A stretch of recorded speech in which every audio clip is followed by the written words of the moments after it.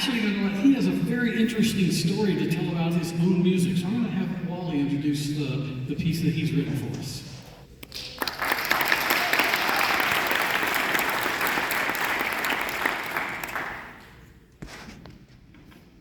Out the back window with her shoes in hand, Mary Jane Dillingham ran through the cornfield and into a laurel thicket on the other side.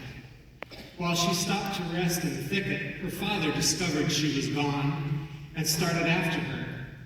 Down the slope he came, gathering speed with every stride, when suddenly he stubbed his toe and sprawled all over the ground. Mary Jane giggled at first and then scurried away to meet Nelson Gordon and his sister, who had horses saddled and waiting. They rode many miles away and were married. True story from my family. The story of Nelson Gordon and Mary Jane Dillingham, my grandmother's grandparents. William Nelson Gordon, or Nelson as he was called, was born in 1840, the oldest of 13 children who grew up on a small farm in York County, South Carolina. York County was mountainous timber country, near the state line with North Carolina. The Gordons worked hard to make ends meet. Mary Jane Dillingham was the oldest of 7 children who grew up on the large Dillingham farm on Kings Creek, not far from the Gordons. Even though the Dillinghams were quite wealthy, Mary Jane was taught to work in the field. As she grew older, Father Dillingham planned for her to marry a wealthy slave owner whose property adjoined his own. But she had no such plans. She and Nelson Gordon had fallen in love.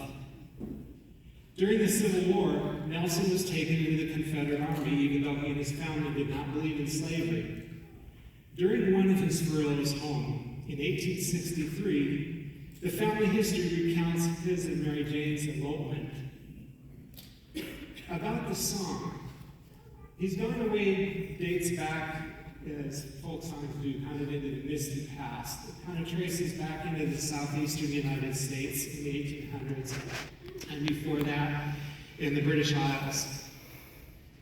The text captures a dialogue between 2 people in love who are about to part, the man likely called away to war.